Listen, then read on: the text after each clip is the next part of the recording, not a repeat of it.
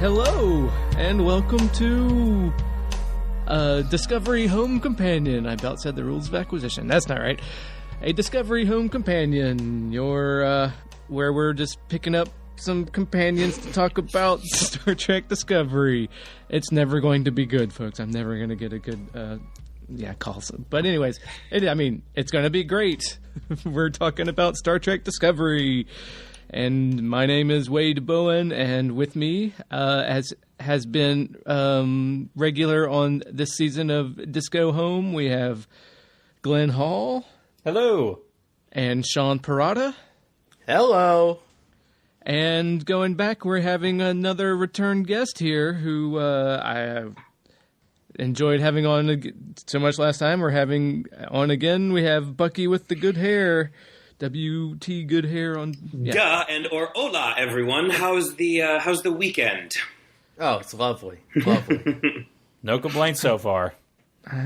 No big complaints here. Did you guys get snow? We did. We got the shittiest kind of snow, which is the kind that it sticks, but it doesn't stay together and just immediately becomes slush because it's warmed up. It's the worst. Yep. Yeah.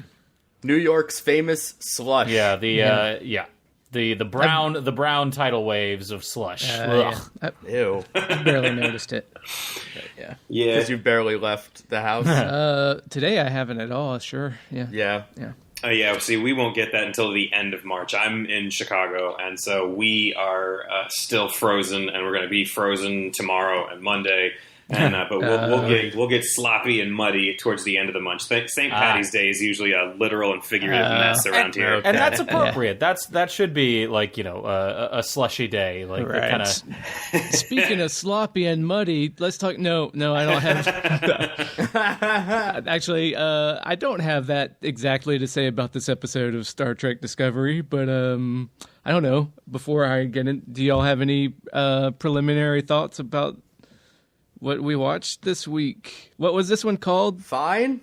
Light and Shadow, right? Was that it? That honestly feels right, because this did feel like a pretty generic episode. It is Light and Shadows. I thought it was called. You Hid Blank from Me, the Sarek story. Oh, so it felt like 4 times in that he's like, "Well, you didn't tell me." Yeah. It's like, how many things did they not tell you, man? But a lot. A lot of secrets. A lot. Yeah. Yeah, so, this is a pretty lackluster response for we finally got fucking Spock, right? Yeah. They finally did the thing we've been dreading them doing. Yeah. Or that just saying, do it already. Well, I know. Yeah. And that's kind of my thing. I liked the episode. It was fine. It was well paced. It was well acted. I liked, some of the other relationships we saw. I just, as I said, I like what Discovery's doing, except for Spock. It's important and it's cool, and I buy way more in. Now that we saw what's coming next week with the Talosians, and they're important because of what they will mean and stuff. Yep.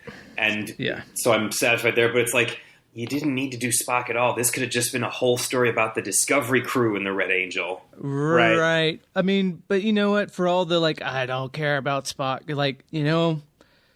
this episode, I want to find ways Discovery sucks, blah, blah, blah. It doesn't. This is just fine. Yeah. It was you know what? I have no complaints about really this episode. Even getting Spock in here, I'm like, oh, it's Spock. He didn't do anything to piss. There was no things that Ethan Peck did that just made me go fucking shit. I hate this. Yeah, no. Because all he did was mutter the whole time. He was doing the Force mantra from Rogue One that Donnie Yen does. It's I'm one with the Force is with me. He was just doing that, except it was logic instead of the Force. Right. He was which I think we've seen before, both in Star Trek and across science fiction. I feel like it's really associated with Star Wars and now Spock, but I think we've seen that in a few other places. Yeah, but he's just going over this is the inductive logic and this is what deductive logic is all about, and he's blah blah blah. The Sarek had a name for it. It's he's reciting, or Michael I think said this. I guess this must be just the first doctrines of logic. Thank you. I couldn't remember the name. It's just he's going through proofs. If you watch with subtitles on, you can actually they have everything he's whispering, and it's just basic. Oh, really? It's just basic logic. Yeah. Like, Yeah. I mean, just because he's lost his mind, he's trying to rebalance himself. Or whatever. Yeah. He's seen too much, man. Yeah, seen some shit, man. It reminded me of for the 30th anniversary, Voyager did an episode where they flash back to Tuvok's experience on the Excelsior, and he's in his quarters meditating for his mind, and he kind of recites like logic is the basis of structure. Structure is the essence of form. Form is the basis. Like he's doing a similar kind of poem, or not poem, but kind of Vulcan. 1 and 1 is 2, 2 and 2 is 4, 4 and 4 is 8 kind of thing. I wouldn't be surprised if they actually took some of that and direct quoted it for his mutterings in this. Honestly, I don't know for certain. Yeah. Well, I was gonna say, so overall, this episode, like, yeah, it wasn't bad. Like nothing in it like really stood out as bad. To me, especially for an episode that's kind of been this, built up to this big reveal, it just kind of felt like treading water. Like it didn't quite have the weight of some of the other episodes in previous weeks. And I think a big part of that is that they have just spent so much capital building up the Spock thing. Like it's just been treated as this colossal event that when Spock is finally going to show up, it's going to be this huge thing. And it was, it was very understated, as we saw. Like Spock was in a bad place, but like it wasn't, I don't know, it wasn't quite, I'm not sure exactly what I was expecting, but it wasn't something quite this understated. Well, yeah, I mean, I think I was expecting, like a space adventure, and he's on a planet and he's been captured and they have to rescue him, or he's like holding someone hostage because he's like lost his mind and they have to talk him down and get him down, and instead, like, he went back to his mom's place. He was in. It's like he was a kid in college that like ran away, dropped ass, and freaked out, and then he had to drop out and go hang out at his mom's house, and his dad is like, where the fuck is he? And he's real close to his mom, so his mom's like hiding him in the basement with the Katra stone, so you can't find him. I don't know, I haven't seen him. Yeah. And she decided to go visit her out-of-the-house daughter's apartment in the city and say, oh, your brother's missing, and then get her involved in this, even though I guess she had him the entire time. Like when she was on the she was on the Discovery earlier. Right. Yeah, I hope the implication is not that she had him that whole time, though. Like, I guess it is, right? Like, I guess that is. Yes. Right. When did Amanda find him, get him, store him in the basement? That is also, I guess, like shielded against Vulcan telepathy. Oh yeah, right. Of course, that room needs plot armor, right? Katra stones is what it is, and Katra is when they pass their souls along or whatever. Yeah. So is that what the like masks were in that hall? I was curious about that. So like on the wall of that cave, it looked like there were a bunch of like crystalline Vulcan masks or something. Like I saw like little. They look like Vulcan head silhouettes or whatever. Yeah, maybe. I mean, it's in some ancient Vulcan thing, which is probably referenced in a book or on an old episode somewhere. Yeah, right. I mean, it was visually interesting. I noticed it. Yeah, it's well, the thing that stuck out about the cave to me, there was the red stone and the porous, and how much it looked like the cave way back in that original series episodes where Kirk is like got the big pink rock penis that he beats people over the head with. Right. It looked like the set was reminiscent of that set. Yeah, look up Captain Kirk's dildo. Easter egg. Yeah, it's the I watched that episode recently. It's like the one where they're like underground with like all the like alien robots. Yeah, I mean, all I really remember is that William Shatner beating somebody over the head with a giant pink penis. It is literally. It's like the sculpture that they kill a woman with in Clockwork Orange. It's just oh god, it's a big old dick. I think it might even be the same actor as Lurch, like that's in that scene. Oh, like it's like it's a very tall actor in obviously in like a bunch of like alien robot makeup, but I was pretty sure it was Lurch. So I need to look that up. Yeah, like I said, the only thing I remember is the penis. Yeah, and the set. So it's a weird episode, even beyond the rock dildo used as a weapon.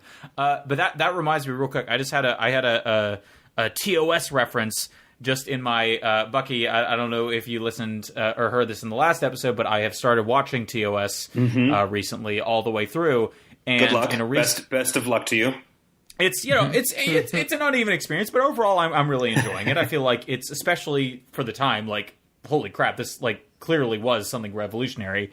But I was watching an episode called The Galileo 7, and it's the plot is, Spock and McCoy and a couple other people get stranded on an asteroid, and the Enterprise can't find them. And at some point, when they're waiting for rescue, Spock pointedly says, "I, for one, do not believe in angels."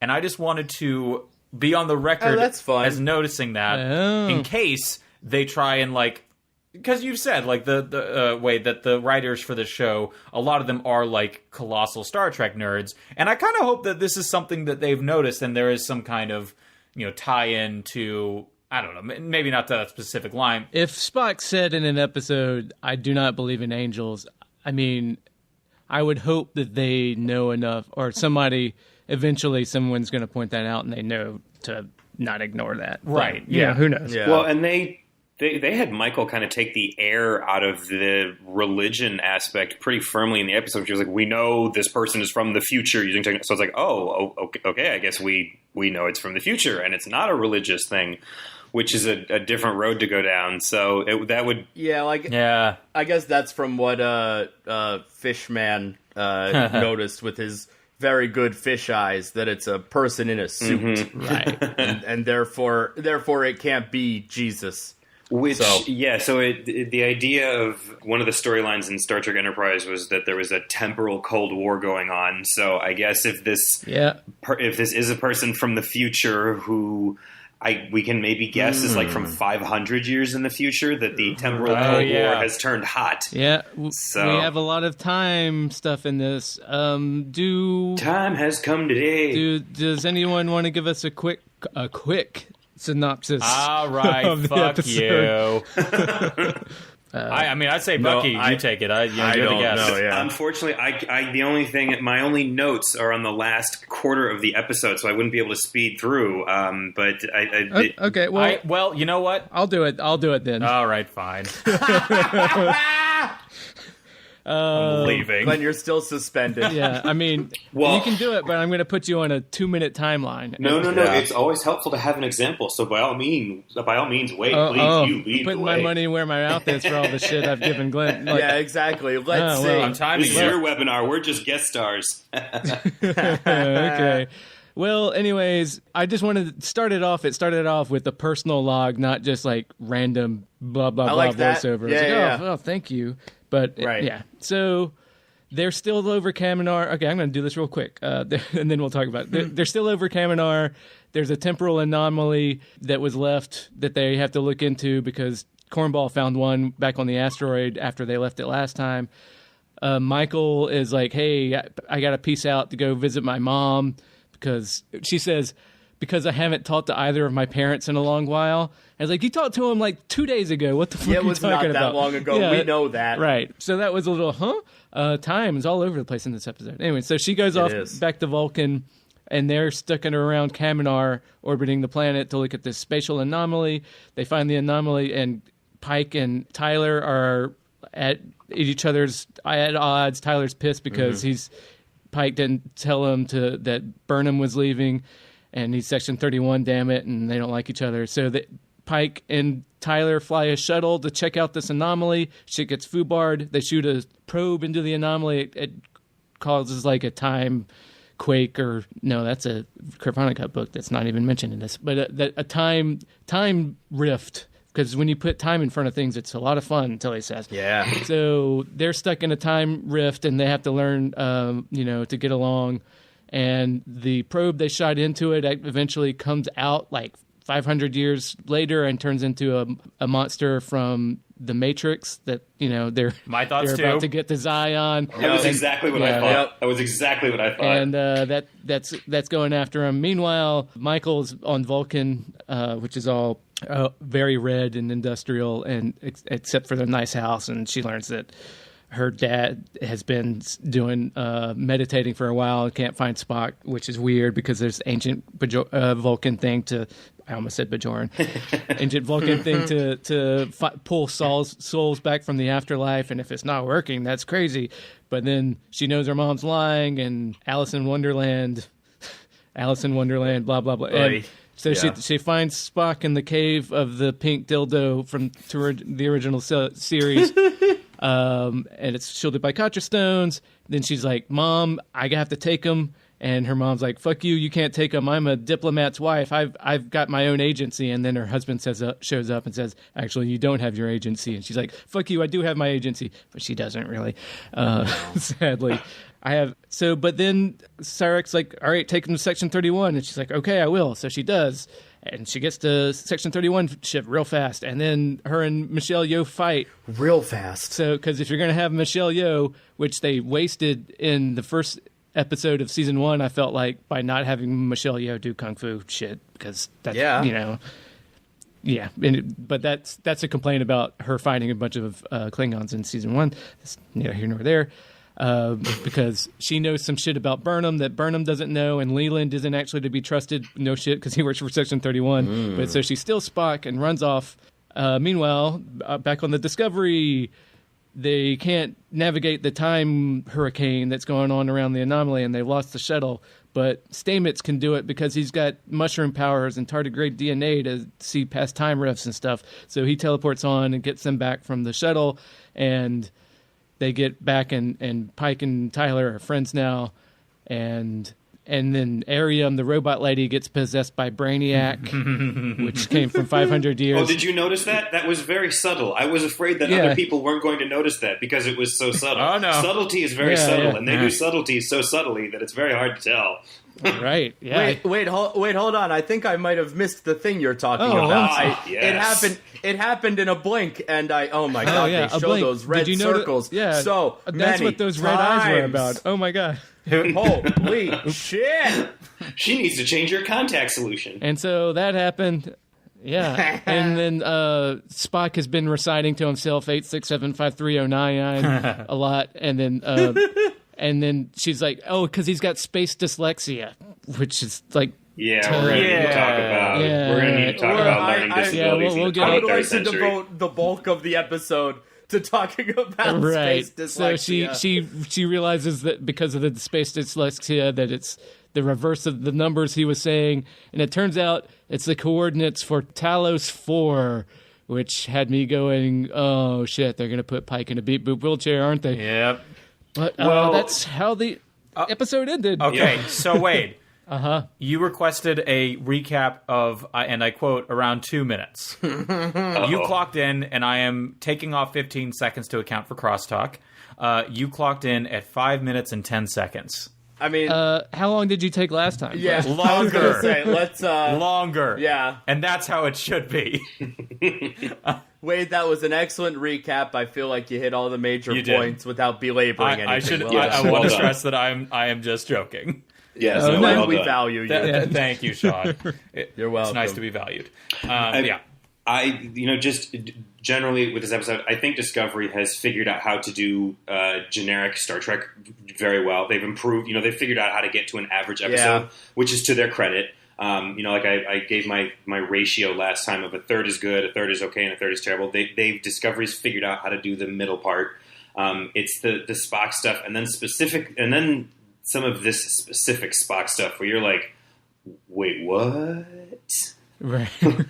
Yeah. Space dyslexia, although those numbers also tie in to a graphic in the opening credits. Although I'm not sure what. Those numbers are on the chair. Yeah, there's a freeze frame in the opening credits of like when the bridge chair comes together. I think of those numbers somewhere. Like it's actually.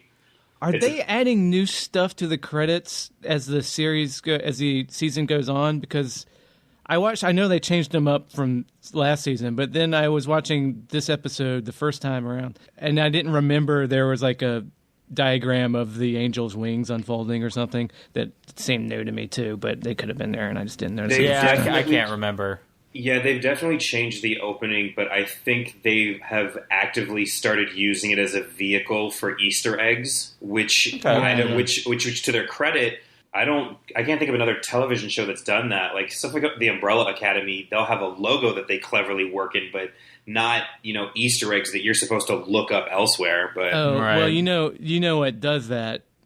which is Game of Thrones. Oh, that's true. Yeah, that's right. Yeah, so Okay, I mean, there we go. I'm sure that's where they got the idea from, right? Well, 'Cause, that's funny. They haven't ever gotten anything from Game of Thrones for the Star Trek Discovery. And in a broader sense, Mission Impossible was a big proponent of that kind of thing. Not just, I guess, not so much Easter eggs, so much as like quick scenes from the episode in the opening credits to kind of tease what was going to happen.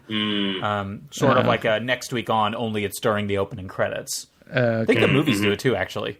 I don't know. Yeah, the movies do it. Yeah. Anyway, sorry, didn't mean to sidetrack us there with Mission Impossible. No. And the Telosians, I'm curious about that idea. I guess I thought the learning disability thing specifically was very, very strange. Yeah, that felt out of place. And I guess I like Sonequa Martin Green. I guess I still don't quite understand how it's clear that she and Spock were on very bad terms, that she actively hurt him. Mm-hmm. We still don't know why. But then, and that they haven't seen each other in some time, but she thinks that he's just going to like come out of his fog when she sees him.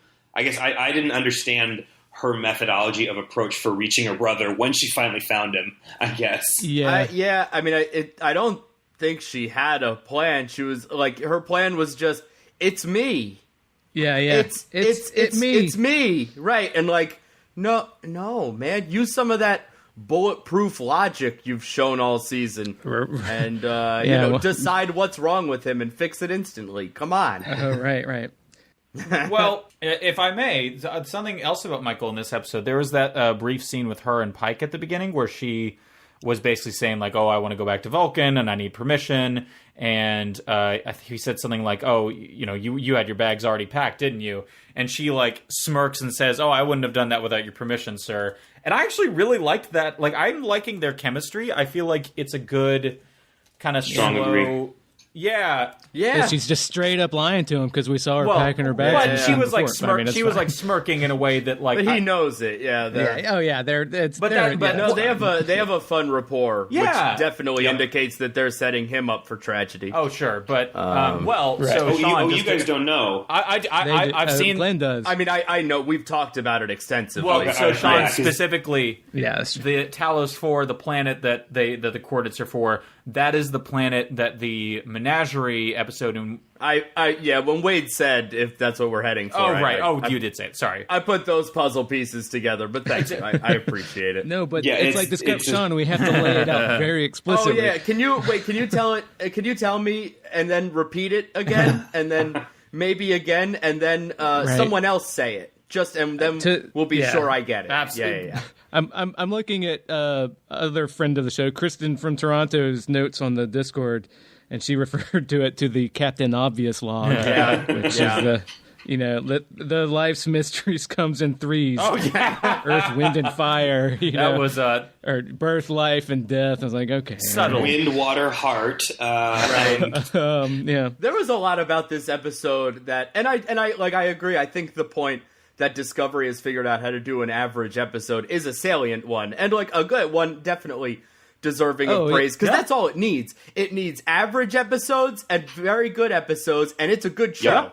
Like that's why, like, going into this, I was like, you know what, I was kind of like, I don't feel like I have a whole lot to say about this episode, except that like I'm like, oh, they're doing TV fine now, like for all my complaints against Discovery is just because I felt like they were just fucking up on the basics, and like they seem to be getting right. Well, there were bad episodes. Yeah, you don't see those seams anymore. To their credit, my only complaints are all nerd corner stuff, which I think is the mark of a good show. Right? Absolutely. The kind of discussion we're having is yes, it's nitpicky and dorky and nerdy, but that's the point of it, and like we're no longer questioning the fundamentals of the show, which is good.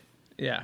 And well, it's another point from Kristen is like that the show turned a passing remark from the animated series into Amanda Grayson's overweening obsession in a central park of Spock's psyche is a perfect metaphor for the entire show. That's funny. Yeah, that's apt. And and she did also insist when I asked if I could mention her thoughts on the pod to point out that, and they also gave Amanda a boob window dress, which is, you know, a nice touch for, you know, always appreciated. Yeah, they're doing a little. They heard her you know, clothing complaints. That is a Star Trek. They're doing a little something. That's a Star Trek staple. I mean, there's obviously the Duras sisters who have the boob window. Mm-hmm. There's Amanda, and I think there's someone who strolls around the promenade in one as well. So that's, you know, hey, they're keeping traditions alive. Mm-hmm. There you go. I think the episode's cheesy. Like, that's the big, you know, and like cheesy's not bad. No. Cheesy's okay. Yeah. But there was a lot of cheese. This was like a very cheesy episode. From like the voiceover in the beginning was cheesier than usual. Was it so much? I feel like they've always been. I guess they are. It felt like birth, life, death. Yeah, well, and I'm like, all right, let's like fucking relax with your heavy-handed bullshit. But that is every episode. I guess I found that one less tolerable for no reason. Well, the point we made last week is that with Saru, it felt more at home, and just with other characters, it kind of doesn't. Yeah, but I and do. At least it was a legit log. That's what I was. I'm willing to forgive it so much more because that just positions it as like she's journaling and like journaling is by nature cheesy. Yeah. You say like cheesy shit. So it's another thing that like I'm cool with. It was dorky, but it's fine. Yeah, and I liked I appreciated rather the Alice in Wonderland stuff because that's something Discovery has always done. You know, Alice in Wonderland has for better or for worse been a part of Michael throughout these, you know, we're at like episode 7 of season 2, so you know for 22 episodes now. And for better or for worse, Star Trek has always put in these cultural works that we're familiar with. And I suppose I appreciate it being Alice in Wonderland more than I'd appreciate it being like Harry Potter or something. Right.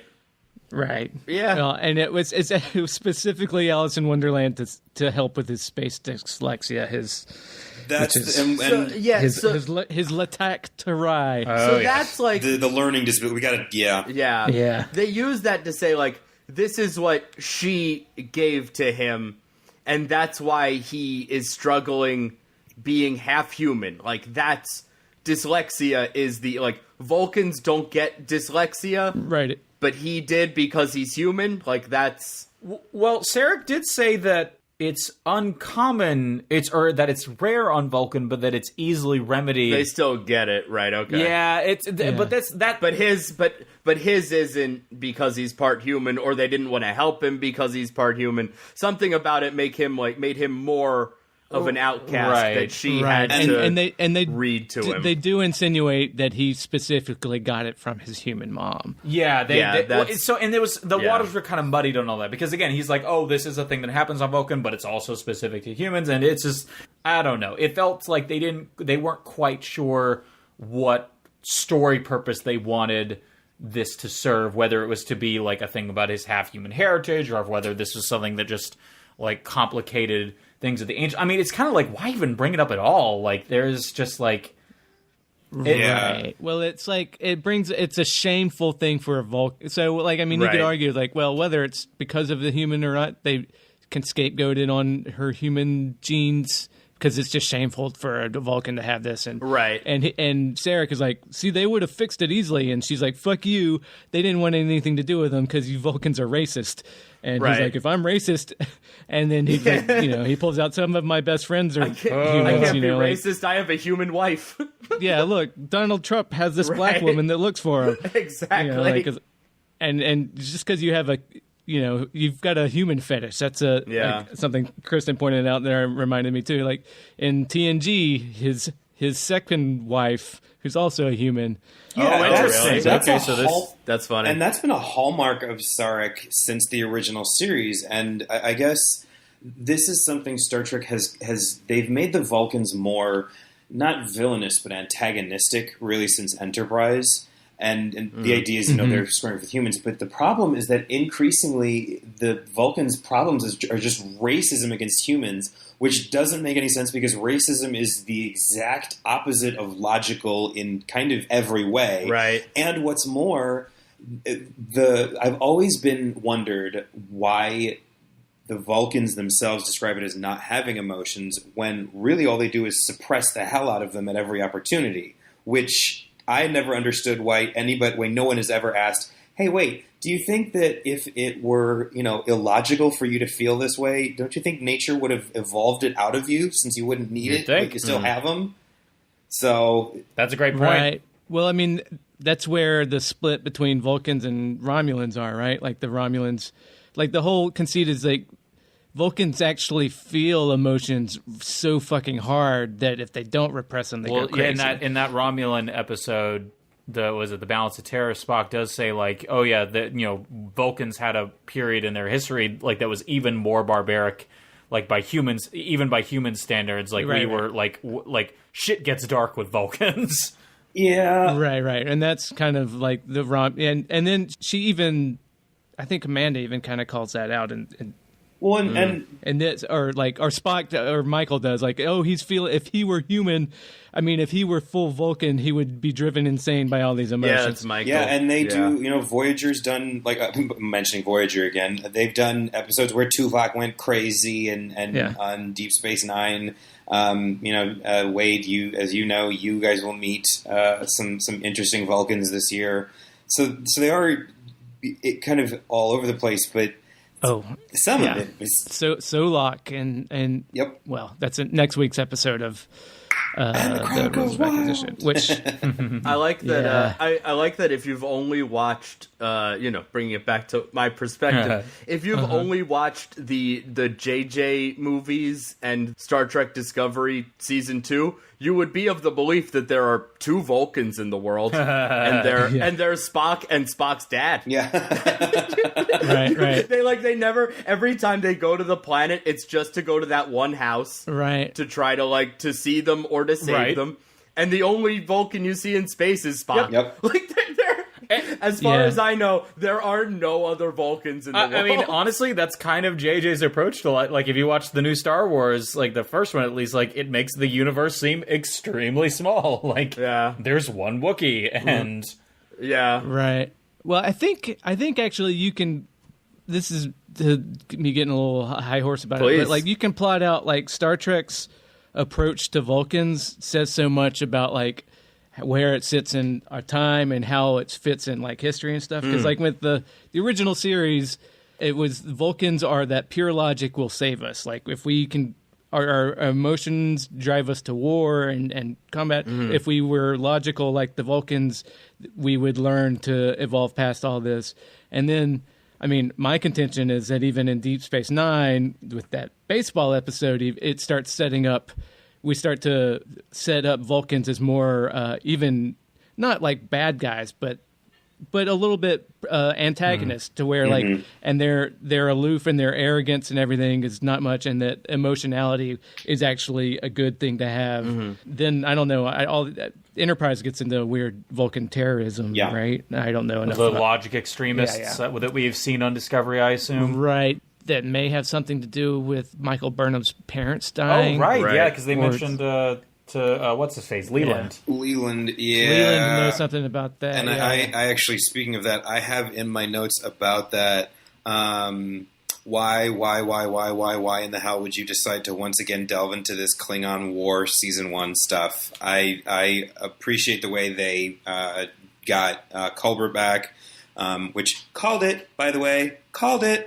You absolutely did. But I really didn't like tying Leland into Michael's parents' death. I was like, oh no. Well, it's like something that just makes the universe feel smaller, and I feel like that very rarely is satisfying. Right.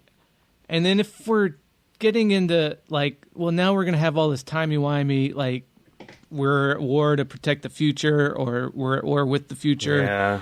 And are they going to use that to set up, like, I mean, if Michael, for instance, turns out to be the Red Angel, are we going to have this screw up the timeline, and that's why nobody ever talks about? Are they going to really double down on this is why nobody talks about Spock's sister anymore? That feels too neat. Like even for like the end goal of something like that. I have a theory. Well, I mean, it was renewed for a third season. Yeah, we haven't even talked about that. So good they for them. can't blink her out of existence. Yeah, good for them. Or what if they season 3 has no Michael Burnham in it at all? And then it's a better show. Well, Sean, you like Fringe. Strong disagree. How dare you? We are fighting now. How dare you? I know. I don't think it is necessary. Yeah. I think when the writing for her is tighter and when like what she's doing feels like it makes sense. Like I liked her more in this episode. You know, like everything she did made sense to me, and right. and her dialogue was not stilted and weird, and she had fun with the Michelle Yeoh stuff, and she was doing stuff, and I like her and Pike.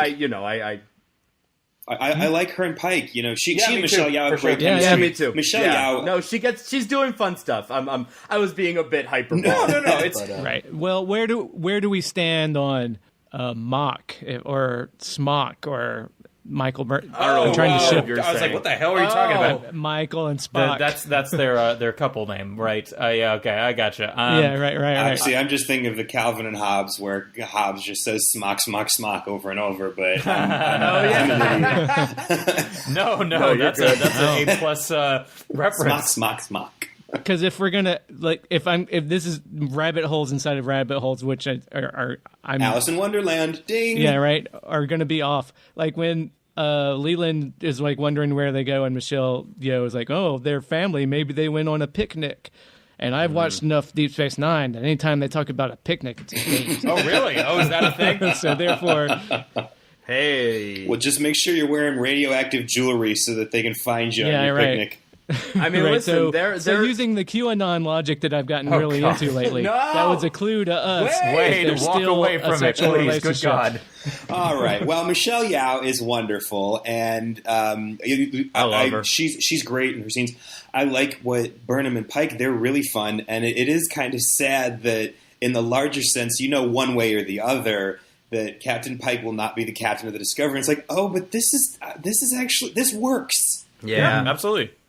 I think they've done a good job of, Pike feels like he's part of the team, and like I'm kind of, I kind of don't like that I know what eventually happens to his character, because I was like, oh shit, I like this guy. Yeah, I'm rooting for him. I don't want him to get fucked up. He's gonna get fucked up. Yeah. And where I think they're going is, I wouldn't be surprised if the timey-wimey stuff and the Talosians are really connected.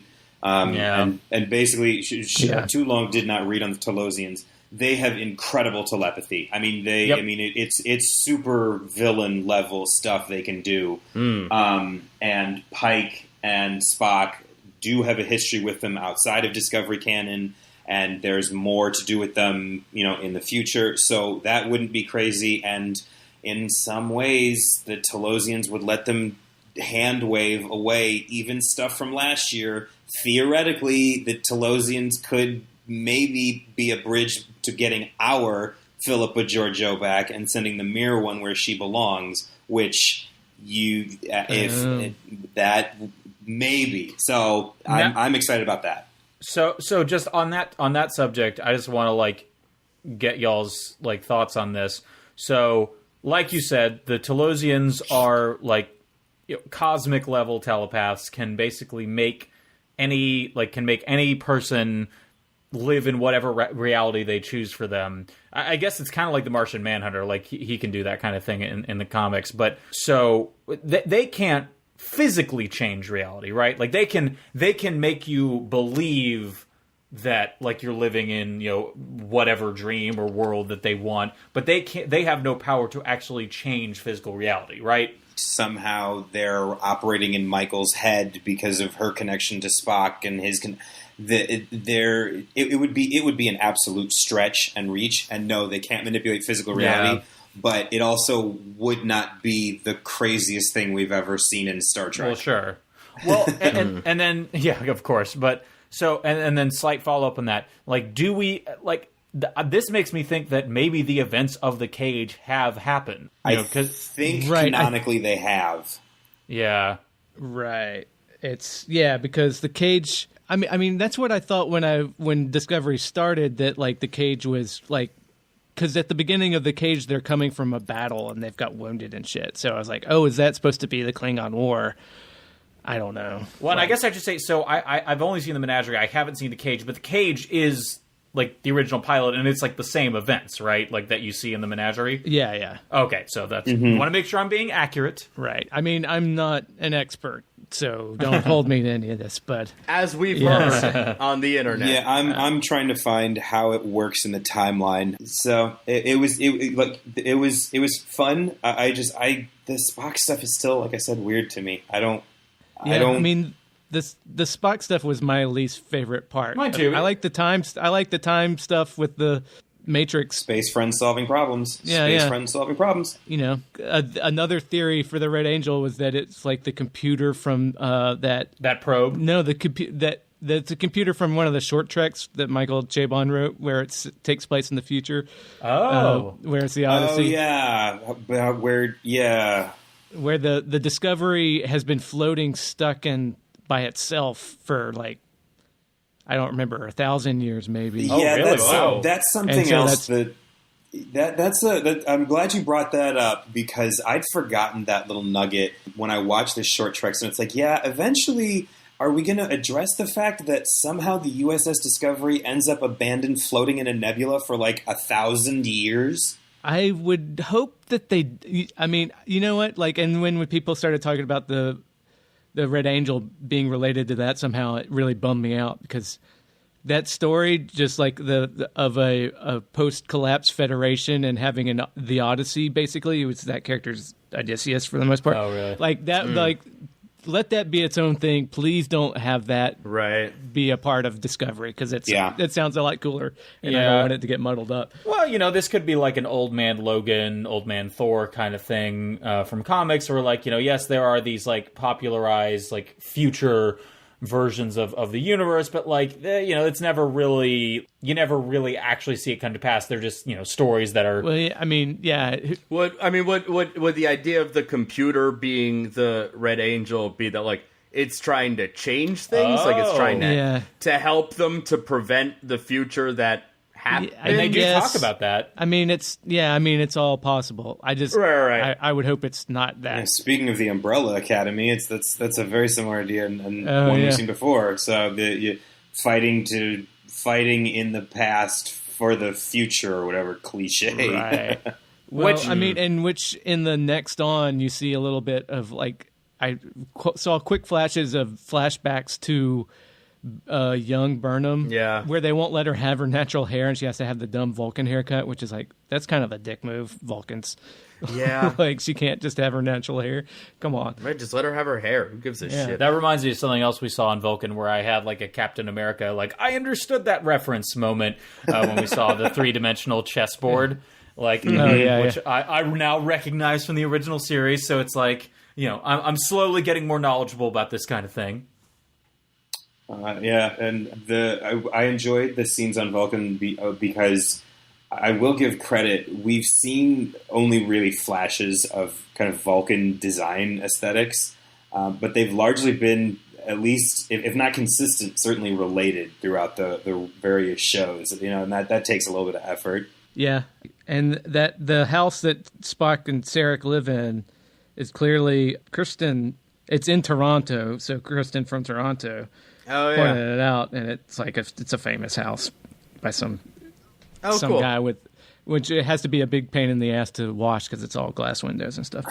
But a lot of stuff is shot in Toronto. Toronto is doing very well. Toronto and Atlanta are crazy for movies and TV. Yeah, the beach on Kelpian on Kaminar is not a red sand beach, but it's obviously in the beach in Toronto, according to our correspondent. I'm surprised Toronto isn't a pain in the ass, just like getting all those American actors there. I mean, I feel like it's a commonplace to. Yeah, Canadian customs are. I've gone a couple times because I've got a few friends up there. Canadian customs are always super nice, super up to speed. The problem ain't going into Canada. The problem's coming back from Canada. That makes sense. Yeah, that's fair. And I'm sure they, the studios, they've got, the their own situations. Those wheels are greased. And they would also, they're a city that would know how to do it, considering the economies around the Blue Jays and the Raptors, and you have the Buffalo Bills, who are similarly having to go through customs. Yeah, they must have an infrastructure there with all of the sports stuff going on. That's interesting. And knowing the Canadians, they have the foresight with their government to be like, this might be a tourist industry. Maybe we should make it easier for certain professions to get in and out of the country. So, right. Boy, foresight in a government, huh? I don't know what that is.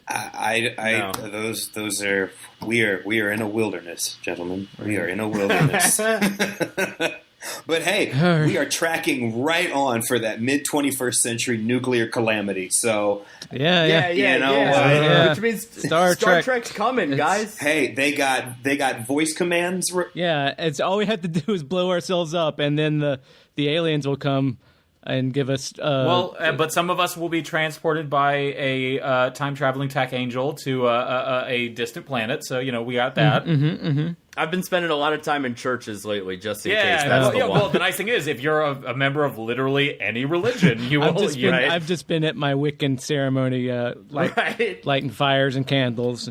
Well, do you think the angel took any atheists? Or do you think that they were left out? That's what the scientist guy was, right? My parents were scientists. Oh, I forgot about that. Okay, so that's okay. So everyone represented. Not that also. There's plenty of scientists that aren't atheists. Sure.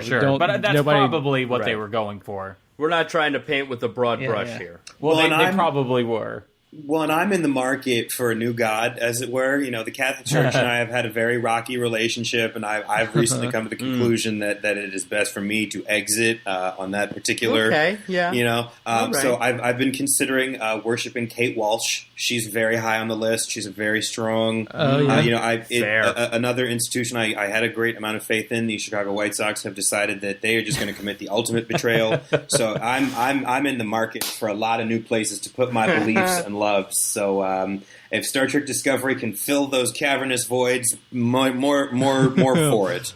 Well, Bucky, if you're looking for a new god, might I suggest Mr. Miracle?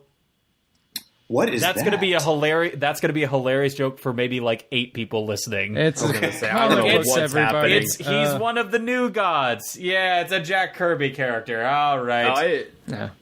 It's like I say, the 8 people that get that are gonna really like it. I hope. I like that Sarek actually tried to do the right thing by both of his children. Oh yeah. He's like, he gives the whole look, I'm not gonna fuck over both my kids. Right. I liked that moment. I thought that was nice. You already fucked up once, Michael. Take him in. Yeah, it was definitely on the nose. It was definitely we've pointedly acknowledged that he's fucked over both of his children. And now he's trying to do the right thing for both of them. And of course, Section 31 is not the answer, you dinguses. Right. All of you? We're going to remove Spock's brain. Was that I haven't watched that episode, but it's infamous for being the worst. Yeah. Did it look like the memory extraction machine at all that they used? I'm not sure. I just lost my train of thought. Dadgummit. Sorry. Oh, shoot. Spock's brain will do that. Yeah, you completely threw me. Then it must not have been important. Never mind. Oh, I'm sorry. Well, if it comes back to you, I don't know what else we have to say about this episode. It was fine. The fact that I don't. Oh, I remember. Oh, please go ahead. Sorry, I was going to say, no, turning your kid over to Section 31 is not the right choice. But that mirror Philippa Georgiou is telling you, get him out of here, also makes me suspicious. I don't trust that she's... Everything, yeah. Everybody's got a plan somewhere. Right. That's what I meant. Are they doing a good job with, setting up double crosses, or are they doing, too good a job setting up double crosses? It worries me that we could get in a real, twist, too much at some point. What I'd hate is if it was what I hate... They haven't telegraphed it quite so much to where I'm not sure if they're doing that or not. So, okay, good on them. See, that's good. Yeah. I'll take that. I just hate it if it became one of the Pirates of the Caribbean movies where it's just endless double cross on double cross. No, isn't it clever? Right. And it's sometimes having things be as they seem is fine. But I did really even Michael said to Philippa at one point, it's really? Like, you're telling me this out of the goodness of your heart? Like, yeah, right. But then she does it. She's like, fuck it, no, I'm doing it because it's good for me if he looks bad. And, you know, I like that moment where she like intentionally missed Michael with the phaser, and like Michael's like, "What the fuck? You almost hit me!" And she's like, "Come on, you gotta like play the game a little bit." Yeah. I mean, where I hope they're going with the Section 31 stuff is, I'm hoping that they're going towards like, I mean, clearly Giorgio is like angling to get back to power because she's it's good to be the king or whatever, the emperor. Yeah. But like, I'm hoping that by the end of the season, or maybe going down the road, that they're getting to the point to where Section 31 is cut off and not everybody knows about it, and it's back to running, running dark to where it's... Yeah, I mean, I could see, like, this season going in that direction of, like, they do something bad at some point, you know, like, and the Federation shuts them down, right? But, you know, doesn't shut them down. Right, because I mentioned last episode, it felt like they were setting up this dichotomy of, like, what the Federation is going to, you know, are we going to be warmongering and planning coups with the CIA? Are we going to see the best in things? And, you know, that kind of... Right. Yeah, so who knows?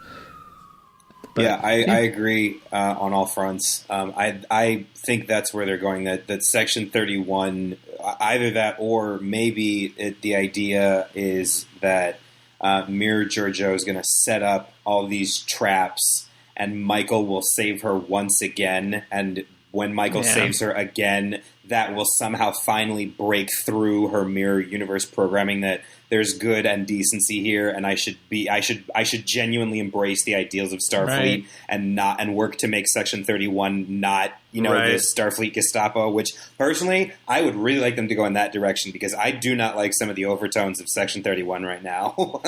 Yeah, all I wanted in Season 1 of Discovery, when they brought the Mirror Universe in, was that for someone from the Mirror Universe to learn something. Yeah. From Starfleet, which is what, you know, the original Mirror Spock decides that it's logical to not be an asshole as much. And I mean, and then it turns out bad for the Mirror Universe and just in Deep Space Nine, but that's a whole other thing. But like, it was great for the Cardassians and Klingons in that universe, though. Yeah. But the idea that, you know, the evil guys learn something from the goodness of the Federation and of how, you know, cooperation and diversity are beneficial. That's all I want. Yep. That question, I guess, like, you can bring that into like the cynicism of making television. Like, they're making a spin-off with Giorgio. Theoretically, like, involving Section 31, like, that seems to be, like, right now, that seems like it would be the trajectory. Who knows if it will or not. But then, so, like, that becomes, like, is it a Section 31 that's run by her because she's learned something? Or is it a Section 31 that is, like, going around being ruthless and acts as, like, a series dichotomy to Discovery, which tries to be optimistic and all of that. The audience can't see it, but I'm nodding vigorously along. Okay, yeah. Mm-hmm. All I really want from that spinoff is it just to be Torchwood in space with like with a you know, bisexual captain running around. I'm listening. You have my attention. Continue. I do that. The Doctor Who spinoff Torchwood with Captain Jack. With John Barrowman. Yeah. The omnisexual captain in that one, if I recall correctly. Yeah, exactly. Yeah, please, come on, bisexuals too. Right. Well, yeah, it's space, man. Aliens are weird, you know. So that's all I want from that show. But who knows? It's I do wonder if there is an equivalent of Section 31 in the Terran Empire, or I guess past tense before Philippa left. But is there like a Section 31 that like they do nice things, like they're secretly doing like philanthropic outreach and everything? Right. The secret organization has been giving blankets to orphans surreptitiously for right. They're building. They have to act in secret. They're building hospitals in impoverished areas, and like they're giving all the T-shirts to poor Cardassian children of the teams that didn't win the NBA finals. Except in our universe. Everybody who lost in the finals won in their finals, so everything's like Jordan won no titles. LeBron has 4 rings but 3 losses. Like everything's reversed. That's a pitch for a series if I ever heard one. CBS, pay me. Yeah, overall this was like a fine episode. Like I'm not really finding anything to actually complain about beyond our usual tasteful criticism. Right.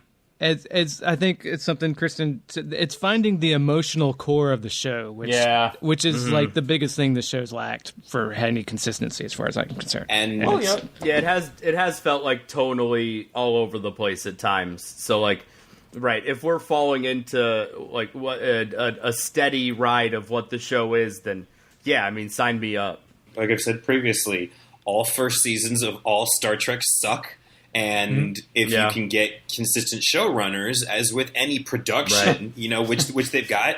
And to that note, I know we've got to wrap up, but it seems like the Star Trek factory that CBS has set up does seem to be operating more smoothly.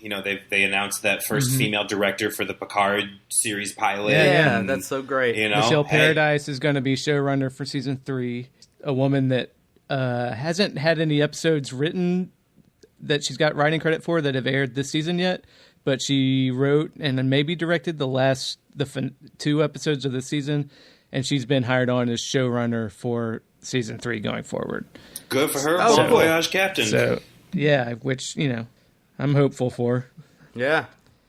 I wasn't a huge fan of the Originals, which was a vampire show, but she worked on, but it seems fine. Was that the CW one? Yeah. The original? Boy, I haven't even heard of that. It was a Vampire Chronicles or Diaries spinoff. Okay. Because the actor that plays Amanda Grayson was also on, so she was on the which I don't really care for her. She's fine, I guess. But I just feel like she doesn't really have that much. Kind of similar to Michael at some points. Like there's just not much like nuance that they're giving her. But it's hopefully time to give them more to do. Yeah, and I think one of the rumored distribution vehicles for one of the possible still discussed treks was the CW or whatever it still exists as today. I don't know. I thought that network was done or had molded into evolved into something else. But hey, CW. No, it's still the CW. Okay. People like that Riverdale, and Crazy Ex-Girlfriend is great. Oh my god, Crazy Ex-Girlfriend's awesome. Ending this season. And when does it come back? It's on hiatus right now. Do you know when it's back, Sean? I don't know. I haven't watched any of this season. All right. Really? You're waiting. Save it for your plugs, gentlemen. Is it on streaming anywhere? It's on Netflix. Yeah, all the past. Perfect. The CW has an app. Yeah, the first 3 seasons are on Netflix. It's if you like musicals and neurotic Jewish women, then Crazy Ex-Girlfriend is for you. As a homosexual from Evanston, Illinois, I am very familiar with both. So, all right. I was gonna say I don't want to assume your interests, but I think you might like it. It genuinely is a fantastic show. I enjoy comedies like that. I think there's an art form too, though. Seth MacFarlane is really good at there's a lot of fart jokes, but there's also a lot of original musical numbers. Yes. And that's a skill. I have actually been. I'm in the midst of an Archer run since the most recent season is on Hulu. Oh my God, Archer is great. So as I did not like last season, not 2 seasons ago, the noir one when they were in LA. Yeah, I hated that season, but yeah, I didn't like it. They're trying something new, and I'll give them credit for that, even if I didn't love it as much as other seasons. Are they in space now? Yeah. Is that what's happening? But yeah, they end in space, as do we on the Discovery. That's right. Yes, bringing it all back home. All right. Yeah, so I guess that we pretty much covered our final thoughts. Then, like Spock, whatever, it's fine. It's not the worst, and they seem to it wasn't awful and good on them. So consistency, I'm yay for. Yeah, it's a fine episode. Discovery has achieved a level of consistent quality that I am pleased with, and I think bodes for good things. And we only have nerd complaints, which is the whole point, anyways. Right. Yep. Yeah. Woo! All right. Yeah, thank you guys for having me again. This was awesome. Yeah, of course. People can find you at Bucky WT Goodhair on the Twitter machine, right? On the Twitters, yes, that's where I am. All right. And Glenn, you have that QED&D show. Yep, with Glenn and Wade. With you. Yep, with you. Wade? Yeah, the Wade, no less. Yeah. Oh my gosh, that's so exciting. Yeah, you can find us at QED and D on Twitter and Instagram. Just follow us for updates on that. And Sean, you got your time for plugging your Greek restaurant. Yeah. I'll tell you, I have no new Little Greek news. It's still great. It's still delightful. I do want to say the other show I'm watching, The L Word. Amanda Grayson is that's the lead actress on that show. Really? Same actress. That's...